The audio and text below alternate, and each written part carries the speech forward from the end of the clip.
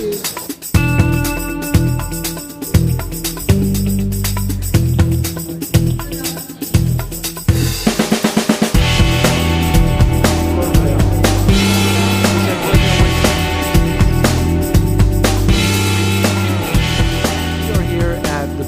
the TCCA, the Tetra Critical Communications Association, during Critical Communications World 2016 in Amsterdam.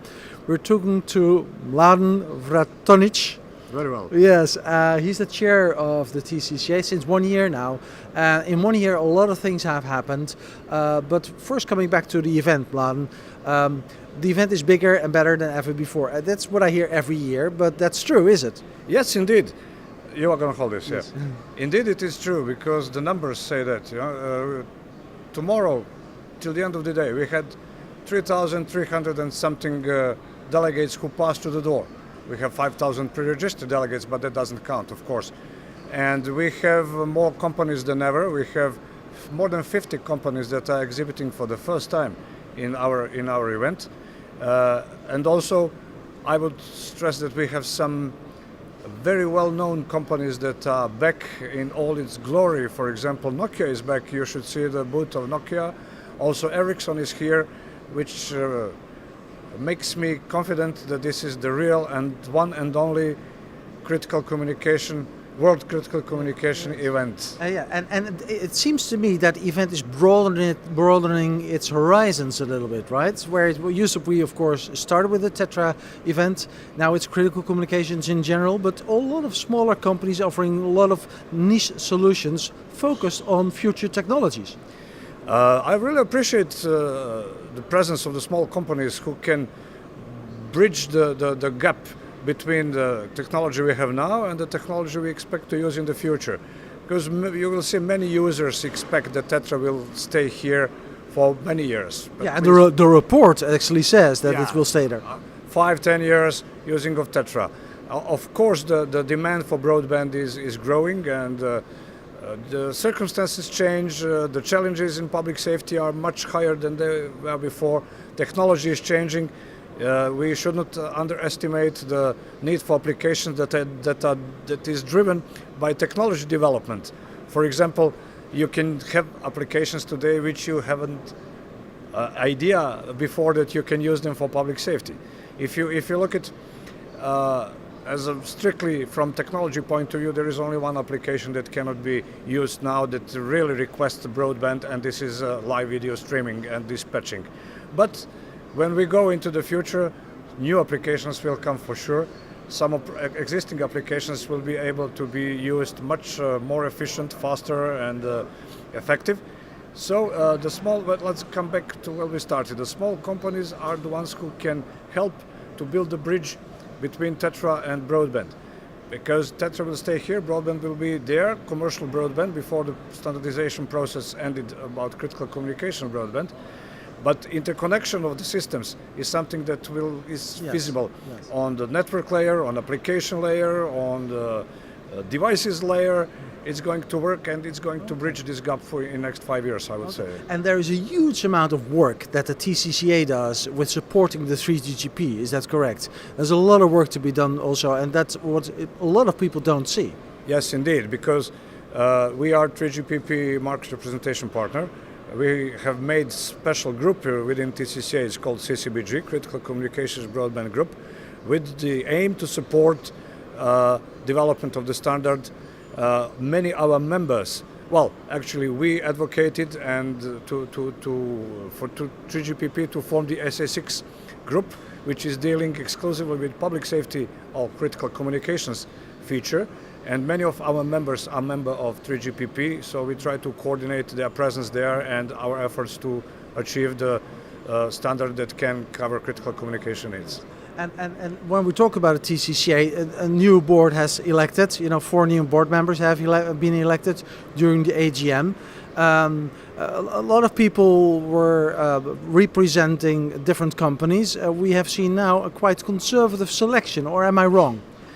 Well, indeed, it can be seen as a conservative selection, but we have the chairman of the CCBG group, Tero Pessonen, who became now the member of the board. So it's It's his work is also noted and appreciated, what he has done in CCBG. And what's the problem? Here are the known people who are here for ages, and the people know them. I don't think it's conservative orientation of the TCCA, especially not of the board. It's just a result maybe of some inertia or how the things were going for years. But I really, this time I invite also LTE industry. There are many ways to include to be included in TCCA work. It's not necessary to be members of the board in order to contribute to TCC work. We have so many working groups and so many places where others can include and get known widely to the board members and to other members, and they, of course they can run with more success for the board tomorrow. Well, that makes sense, definitely, yes, yes. So if we talk about work in the TCCA, the TCCA is there now for a long, long time. The TCCA has been supported by some people also from the Dutch government. I know Hans Bourgogne, he did a lot of work in the organization as well as other people, right? Yeah, this is a sad moment for us all in Tetra world, because Hans is the last of the founding fathers of Tetra MOU Association who was still active, and he, against our will, decided to retire this year. And we are really, really grateful for all he has done. You can't name it all, you know, from fighting for the frequencies to get a frequency band from NATO for Tetra, and pushing for broadband frequencies from. He has been pushing for broadband frequency even from 10 years ago, because he has a visionary look in the future, and he knew what will be needed in the future. So what can I say? Hans Bourgogne and also Risto Toikkonen, who is forever here, the Finnish knight of frequencies, you know, and Tetra, they both decided to retire this year. So a big thank you to them, and I hope that we will be able still to enjoy their expertise, to call them or write them if we need something. And we will probably see them walking around here during the next coming events probably as well, right? I'm afraid Hans was very strict, yes, that he is going to retire and not come anymore. I think even today he is not here. But right, we will see how long he's going to stand. Well, we'll see also about the future development and strategy of the TCCA, of course, because that's quite important. You're re-strategizing the organization. Can you tell us a little bit more about that? During last year, we have brought new strategy orientation. This is something that started before I was appointed chairman, and then I took it over from my predecessor, Phil Godfrey, another man standing who retired last year. And of course I put a lot of effort to make it as seamless as possible, this transition, because if someone is chairing the association for 14 years, he leaves his traces on there. Yes. But anyhow, the new strategy was needed. Now you will hear the different comments. There were some comments that the strategy is really opening the way forward, and the comments that the strategy is too conservative and that is not going to lead us anywhere. But what I want to say first is that it was the product of really hard work of the board members, not only during the meetings but throughout the year, by online contributions and revising documents and everything. The second thing I want to point is that it was brought and voted unanimously, so all board members stood behind the strategy. So I'm happy that we did it that way.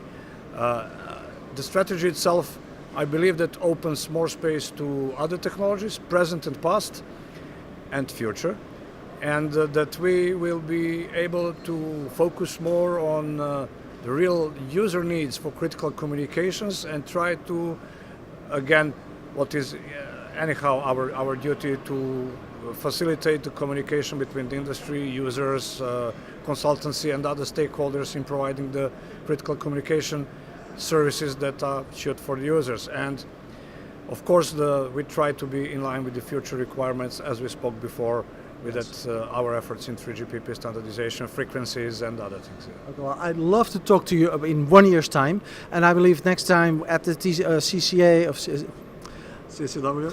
At the CCW, right? I'm getting confused. TCCA, CCW. No, this next CCW will be in Hong Kong. Hopefully I can speak to you then and talk about the progress the association has made.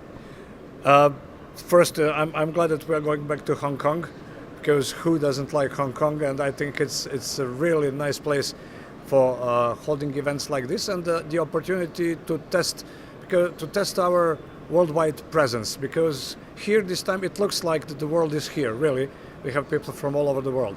But when we go to a bit further, then it's again tested, and we have noted that the number of visitors drops when we are in Asia and so on. So we hope this time that we have that necessary push, that we will have the successful event in Hong Kong, and it will be my pleasure to see you there to talk again about what we have done in the meantime. Up to Hong Kong. Thank you very much. Thank you.